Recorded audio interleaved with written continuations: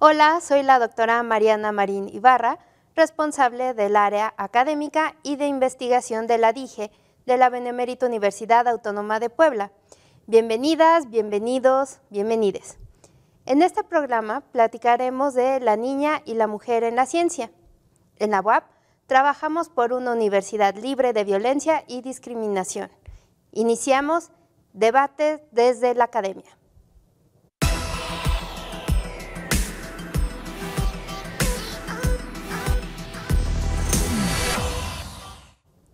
Le damos la bienvenida a la maestra Margarita Trujillo Landa, quien es directora del Círculo Infantil de la UAP, y a la maestra Yasmín Saldaña Cervantes, quien es psicopedagoga del Círculo Infantil de la UAP. Asimismo, agradecemos la participación de la maestra Carolina Centeno Rondat, responsable del área de institucionalización de la perspectiva de género en ADIGE. Bueno, para comenzar este programa platicaremos que desde el año de 2016 la Organización de las Naciones Unidas estableció que la ciencia y la igualdad de género son vitales para alcanzar los objetivos del desarrollo sustentable, por lo cual instituyó el día 11 de febrero como el Día Internacional de la Mujer y la Niña en la Ciencia, en reconocimiento al papel clave que desempeñan las mujeres en la comunidad científica y la tecnología, acción que se llevó a cabo debido a que existen estereotipos que impregnan la academia y el imaginario universitario. En este sentido, vemos cómo la ciencia no solo se realiza, como dicen estos estereotipos, en un laboratorio, con datos duros y que solamente la hagan los hombres, donde tenemos esta imagen de Albert Einstein, ¿no? este científico que está despeinado, que nos habla de datos específicos, ¿no? Y lo que vamos a hacer aquí es eliminar los estereotipos que nosotros tenemos a partir de estos imaginarios. Entonces, esto nos lleva a nuestra primera pregunta. ¿Cómo podemos eliminar estos estereotipos en la ciencia? Maestra Margarita, ¿usted qué opina? ¿Qué podemos hacer? Gracias. Primero, saludarlas. Es un privilegio estar con ustedes compartiendo este momento de reflexión. La UAP siempre se ha caracterizado por ser pionera en muchos temas y en este no está ajena. La doctora Lilia Cedillo ha estado impulsando desde diferentes esferas y en el Círculo Infantil ha sido fundamental. Nosotros estamos trabajando desde el proceso educativo. Creemos que si desde la educación iniciamos primero con el reconocimiento de los constructos sociales que se han dado por generaciones, podemos entonces iniciar un proceso reflexivo y por lo tanto de cambio. La educación inicial, que es el área de competencia del Círculo Infantil, donde recibimos a pequeñitos y pequeñitas desde 45 días de nacidos hasta los 6 años, nos permite incidir de manera importante justo para primero visibilizar estos temas, visibilizar los estereotipos que por sociedad hemos ido atribuyendo y que necesitamos justo empezar a modificar. Por eso es tan importante la educación inicial, porque si le apostamos a esta primera infancia, estoy convencida que el proceso de reeducación será mínimo, porque estaremos incidiendo en la primera etapa de formación de nuestros niños y niñas. Por eso es que en el Círculo Infantil el modelo educativo que trabajamos permite justamente que los niños elijan, que los niños reflexionen, y las niñas, por supuesto, sobre cómo se van construyendo estos roles sociales que se les va atribuyendo, incluso, desde la familia. La familia, por supuesto, juega un papel fundamental, dado que son el primer círculo de los niños y de las niñas en su desarrollo. Y tenemos que hacer un trabajo de corresponsabilidad en donde participemos todos, familias, agentes educativos, para poder transmitir con los niños, primero reiterando, identificando estos estereotipos, reflexionando sobre ellos, que de esta forma nos permita justo incidir en la modificación, reitero, de los constructos sociales que desde los hombres se ha construido muchos paradigmas del proceso educativo. Creo que desde ahí tenemos que empezar a apostar, de ahí la importancia de estar con ustedes este día. Muchas gracias. Maestra Carolina, ¿usted qué opina respecto a esta visión masculinizada que se ha impregnado en la comunidad científica y cómo lo podemos ver, qué acciones podemos tomar para eliminar esos estereotipos, pero ya no en la infancia, ¿no?, sino con las mismas científicas de nuestra universidad? Bueno, es importante observar primero que estamos en un proceso de cambio. Se han entrecruzado precisamente estas ideas tradicionales y estamos en una generación que busca cambios y transformaciones. Marcela Lagarde menciona en alguno de sus estudios cómo es que a veces las mujeres estamos atrapadas en círculos que tienen que ver con lo tradicional, con el cuidado de la casa, con el cuidado de los demás, con la atención a los enfermos, la atención a los padres.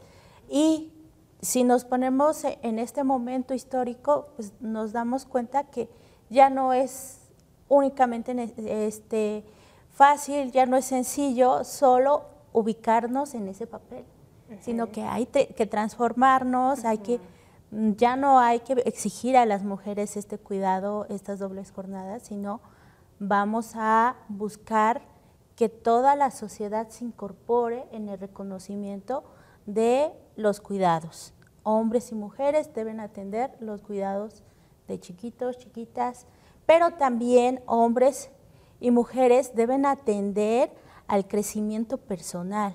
Y este crecimiento personal es descubrir que hay nuevas profesiones que nos van a impactar en nuestro futuro, profesiones como química, como biología, y eso lo estoy diciendo como ciencias que ahora nos volteamos a verlas y son ciencias que ya han evolucionado y ya no solo es biología, sino es microbiología, nanobiología, la nanotecnología. Entonces, todo este enriquecimiento del que somos parte, porque somos parte de este contexto histórico, debe permitirnos a hombres y a mujeres tener un desenvolvimiento mucho mayor y abandonar un poquito esta idea de tradición, el cuidado. No, vamos a avanzar todos y todas de la mano sobre estos procesos de cambio que exigen también pues atender quiénes y cómo vamos a desarrollarnos personalmente y profesionalmente. Sí, porque regularmente cuando hablamos de la ciencia o de procesos científicos, atendemos solamente a ciertas áreas, ¿no? Pensamos que son áreas del conocimiento, donde solamente se nos dan datos duros, a referirnos a las áreas exactas, pero realmente, ¿qué pasa, por ejemplo, con el arte, con los deportes? ¿Ahí no hay investigación? Pues claro que sí hay, ¿no? Es un abanico enorme lo que tenemos en la universidad para hacer investigación científica. Y entonces, dentro de esta, pues tenemos que atender a todos los aportes que hacen nuestras investigadoras todos los días. Entonces, tomando en cuenta estas acciones afirmativas que vamos a realizar desde la infancia, maestra Yasmín, ¿qué impacto tiene generar acciones entonces desde la infancia, desde estas primeras etapas? Claro, pues considero que el poder hacerlo desde la primera infancia nos abre el camino a darle a los niños y a las niñas la oportunidad de elegir, de decidir y de tener opciones sobre lo que desean hacer, cómo lo quieren hacer, cómo lo quieren integrar en su conocimiento y de ahí generar espacios donde se fortalezca la curiosidad, donde se fortalezca el hacer del día a día bajo sus intereses, ¿no? Es algo en lo que seguimos trabajando y estamos trabajando apostándole justamente a generar este espacio, propiciar este espacio en el que ellos puedan sentirse vistos, ellas y vistos. También desde el poder compartir su experiencia, de tener experiencias vívidas, ¿no? Que lo vivan y también que ellos puedan en algún futuro elegir, ¿no? Diferentes áreas de conocimiento en las que quieran desarrollarse, pero no desde una perspectiva o una brecha social, sino también desde lo que a ellos les gusta y quieren desarrollar en su vida. Y entonces en esta dinámica, por ejemplo, ¿cómo pueden acceder las niñas a la ciencia? ¿Qué las ponen a hacer, no? Un ejemplo de lo que hacemos en el círculo infantil. Crear espacios de representación de todo es desde forma lúdica, en la que a través de juegos creamos experimentos, cuentos que tengan narrativas de diferentes perspectivas de género, poder otorgar estos espacios en los que ellos tengan de representación, ¿no? Y entonces un día juegan a los doctores y otro día juegan a hacer cuidados, a construir, ¿no? Y no hay como un espacio en el que se tenga que dividir, ¿no?, a los niños y a las niñas, sino que cada uno pueda decidir qué es lo que desea hacer en ese momento y tomar esa representación, ¿no? Compartirla con los demás es muy importante para que ellos puedan integrar esta parte social y lo puedan visibilizar en muchos momentos, claro. Entonces aquí tanto niños como niñas participan tanto de la construcción de una profesión, por ejemplo, claro, como del autocuidado y del cuidado a los demás, ¿no? Claro. Sí, así es. Participamos en todas las aristas en las que se puede integrar nuestro niño, nuestra niña, y pues todos somos parte de no solamente los niños y las niñas, sino también las educadoras, los que somos agentes, los que entramos en ese momento, todos somos partícipes, ¿no? Lo llamamos una metodología activa en la que todos vamos siendo parte de esta construcción del conocimiento en el que ellos se encuentran. Entonces, en este sentido igual, maestra Margarita, ¿por qué es importante enseñarles de la ciencia a las niñas? Claro, me gustaría reforzar con un comentario lo que ha dicho acertadamente la psicóloga Yasmín. Nosotros trabajamos bajo los intereses de los niños y de las niñas. Eso es fundamental en nuestras instalaciones. Eso nos permite entonces que siempre ellos y ellas tienen la oportunidad de elegir. Ellos eligen lo que quieren representar. Tenemos un periodo dentro de la rutina que es riquísimo y que a ellos les permite y a ellas en un espacio de representación elegir si se van a construcción, si se van a hogar, cómo se caracterizan ese día. El proceso de que ellos y ellas tomen decisiones es fundamental. Nosotros trabajamos muchísimo en el círculo infantil por el desarrollo de habilidades sociales. Esta seguridad, este liderazgo, este empoderamiento que tienen que tener los niños y las niñas es algo fundamental que nosotros día a día en todos los procesos pedagógicos lo vamos construyendo. Entonces, el proceso de elección de los niños y en función de los intereses que ellos tienen es fundamental. Es fundamental para poder ir orientando las diferentes acciones. Por eso hablamos que el apostarle a la primera infancia, el dirigir y esforzarnos mucho para que estas primeras etapas de vida de nuestros niños y nuestras niñas sean significativas, van a generar, por supuesto, que tengamos una sociedad más justa, una sociedad más equitativa, una sociedad que aporte a estas carencias que por años se han tenido buscando esta igualdad. A partir de poder construir, reitero, la primera infancia, convencida que tenemos justo lo que se ha apostado, una sociedad sostenible en donde niños y niñas, mujeres, hombres, seamos felices, que al final ese es un punto que desde el círculo infantil, reitero, también se trabaja, este desarrollo socioemocional de los niños y de las niñas. Entonces, para mí era fundamental poder aportar a lo que la maestra Jazz ha mencionado, porque justo es donde queremos empezar a orientar las acciones. Si trabajamos, reitero, en poder acercar actividades, los niños y las niñas deciden si quieren construir en bloques, si quieren generar un experimento, si quieren tener una experiencia con dinosaurios. Eso nos permite entonces ir generando nuestros procesos de planeación. Todas las planeaciones educativas se hacen semanales. ¿Por qué? Porque obedecen a los intereses que el niño y la niña tengan en este momento. Eso nos permite construir para poder irlas acompañando justo en este proceso de interés.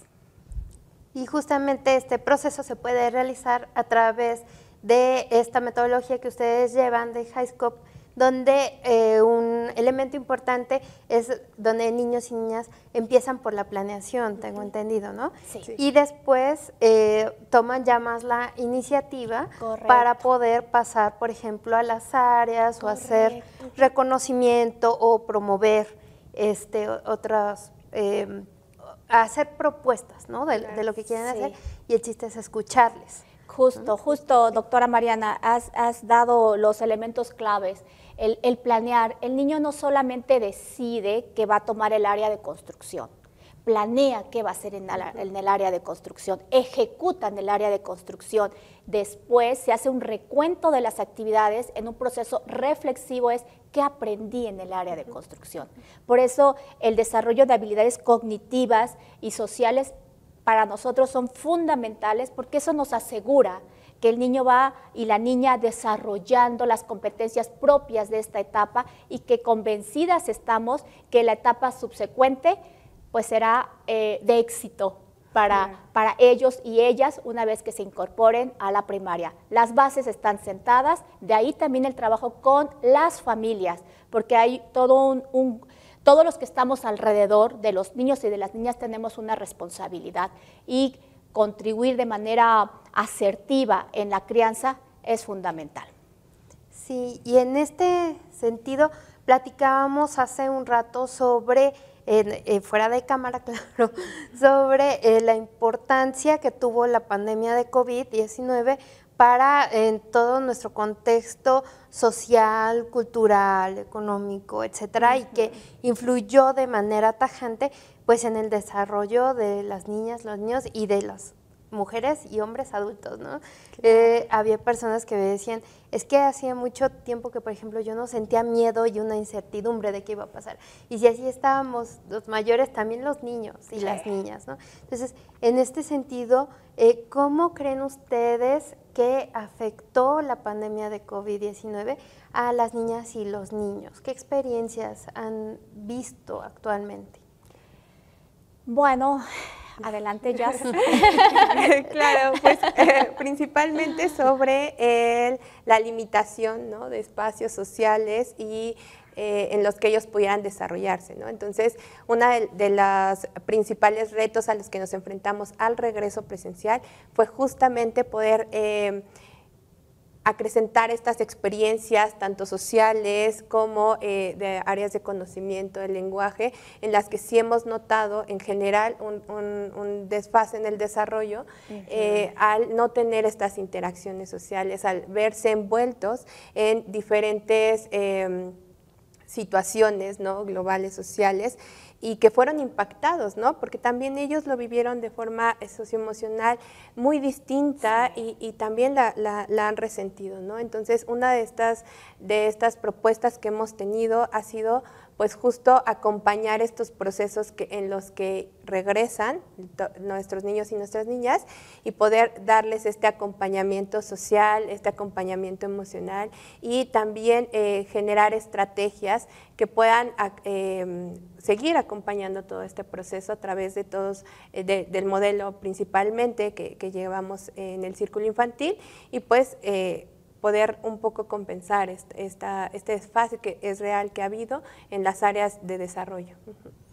Maestra Margarita, ¿usted cómo ve, cómo influyó este encierro, por ejemplo, nos platicaban en la motricidad, ¿no? Imagino que al estar en espacios más pequeños, pues no pueden estar las niñas y los niños corriendo, desarrollándose en amplitud, ¿no? Entonces, ¿de qué otras formas han visto ustedes que esto ha afectado? Sí, doctora Mariana, efectivamente, desde el año pasado que regresamos, lo hicimos de manera responsable y paulatina, por lo tanto, ¿no? Implementando todos los protocolos que la Comisión Institucional COVID nos ha ido marcando, porque recordemos algo bien importante: nuestros niños y nuestras niñas son el sector más vulnerable porque siguen sin un esquema de vacunación contra COVID. Los adultos ya hemos podido ser beneficiados, pero nuestros niños y nuestras niñas aún no. Entonces, al momento de ir regresando, sí nos fuimos enfrentando a muchos retos. Primero, la salud, salvaguardar la salud e integridad de cada uno de los que laboramos en el círculo infantil, pero después ir observando ya en una dinámica de la presencialidad y de la normalidad al 100%, cómo todos los procesos de desarrollo que hace un momento mencionaba la maestra Yasmín se han visto comprometidos. Toda la sección, por ejemplo, de lactante y maternal, que son niños de 45 días a 3 años, prácticamente nacieron en la pandemia. Sí.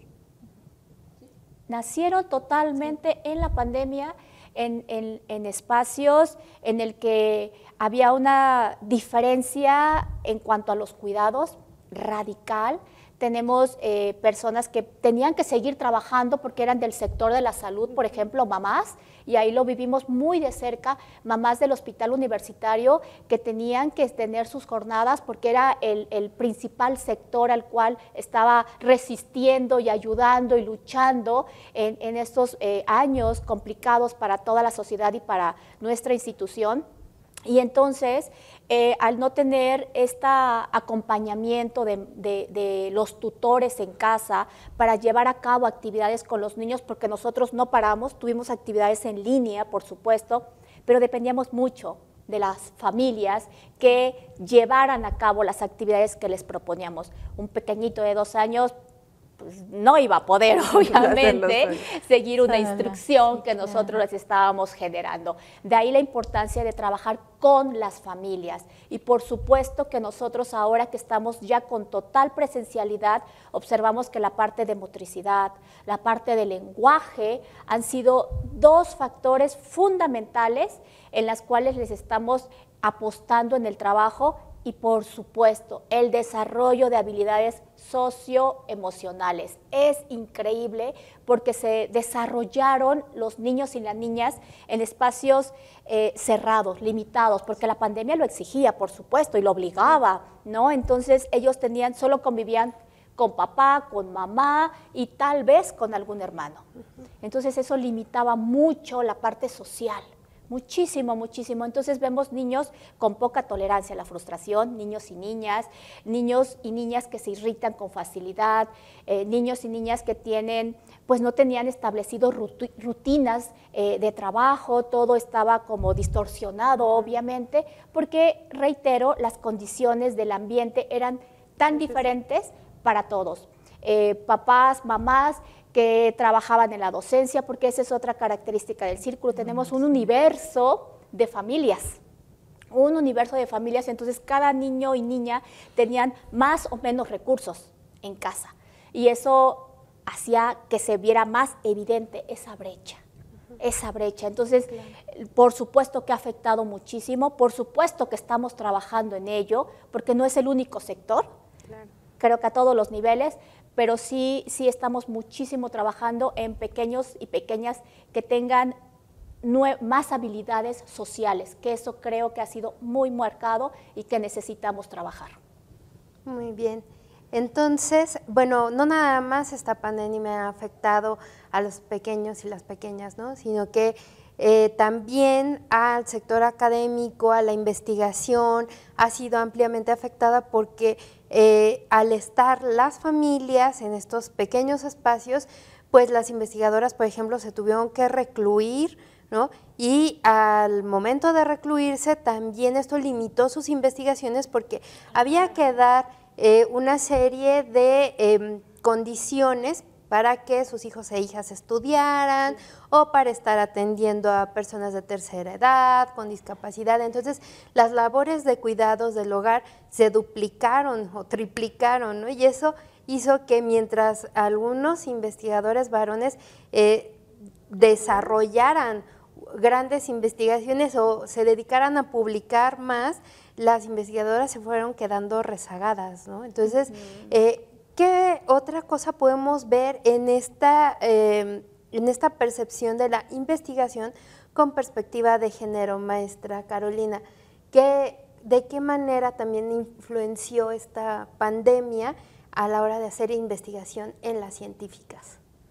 Bueno, yo creo que es importante, ahora que lo escuchaba de la maestra Margarita y también de la psicóloga, de cómo afectó el trabajo que estamos realizando como profesionistas, el cuidar de los niños y de las niñas al interior de los hogares, pero la casa en sí guarda muchas cosas que realizar y el trabajo se desbordó. Claro. Sí. Por eso mismo este distanciamiento entre habilidades motrices para niños y niñas, el no poder salir, el no poder compartir, convivir con otras y otras, pero también están estas otras carreras como las mujeres que trabajan en el hospital universitario, el reconocimiento que debemos tener hacia ellas, supuesto. porque no dejaron de trabajar.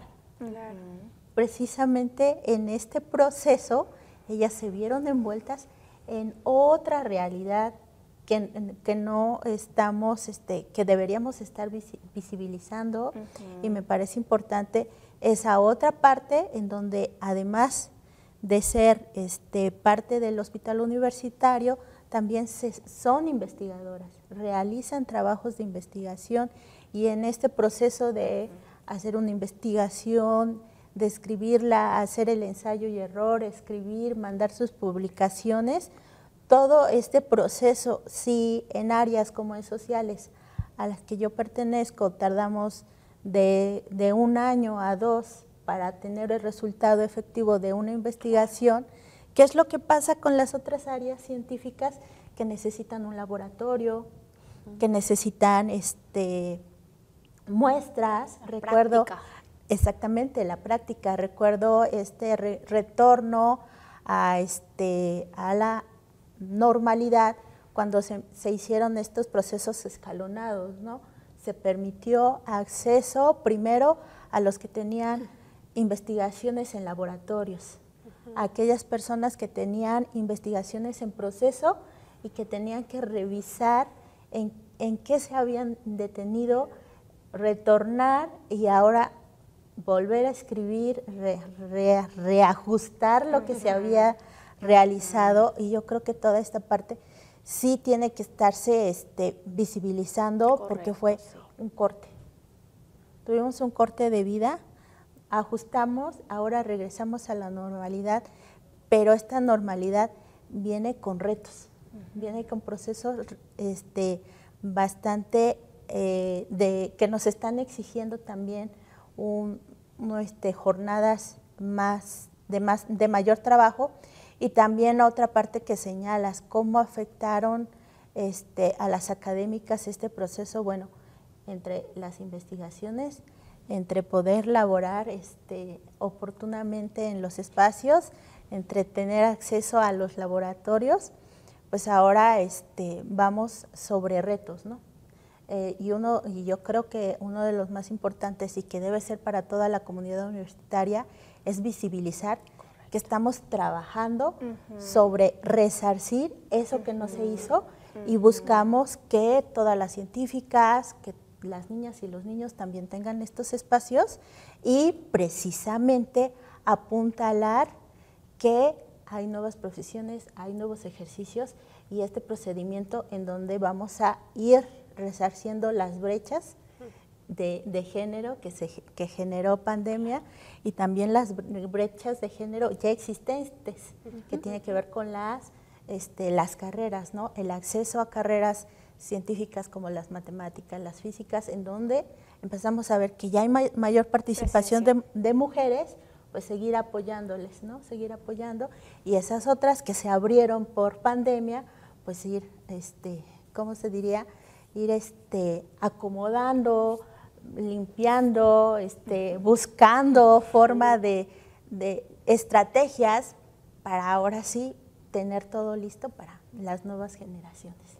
Maestra Margarita, entonces, ¿qué acciones se van a llevar a cabo, por ejemplo, desde el Círculo Infantil para incentivar a las niñas en la ciencia? Claro, lo que dijo la doctora también es fundamental.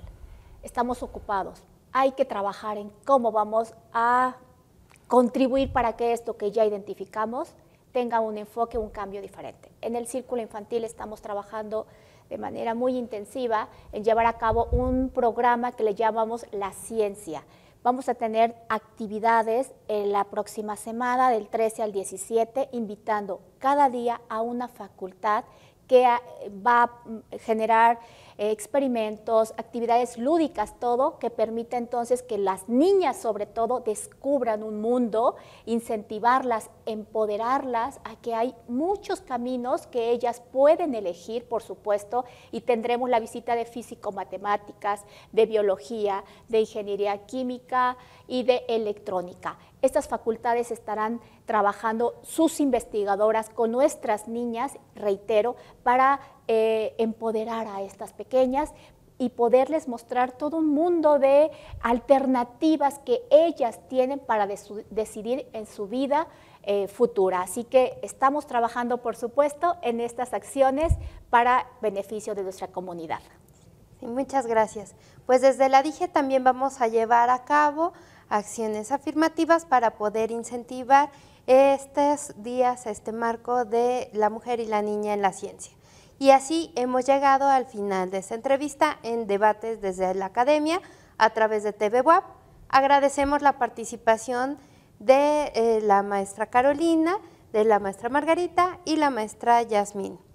Les invitamos a conocer las diversas actividades dirigidas a la transversalización de las políticas de igualdad, prevención y atención de la discriminación y violencia de género en nuestra universidad. Síganos a través de la página web de la DIGE, dige.wap.mx, en redes sociales a través de Facebook, DIGEWAP, y Twitter, @DIGEWAP. Muchas gracias y hemos llegado al final de este programa. Agradecemos su compañía y hasta pronto.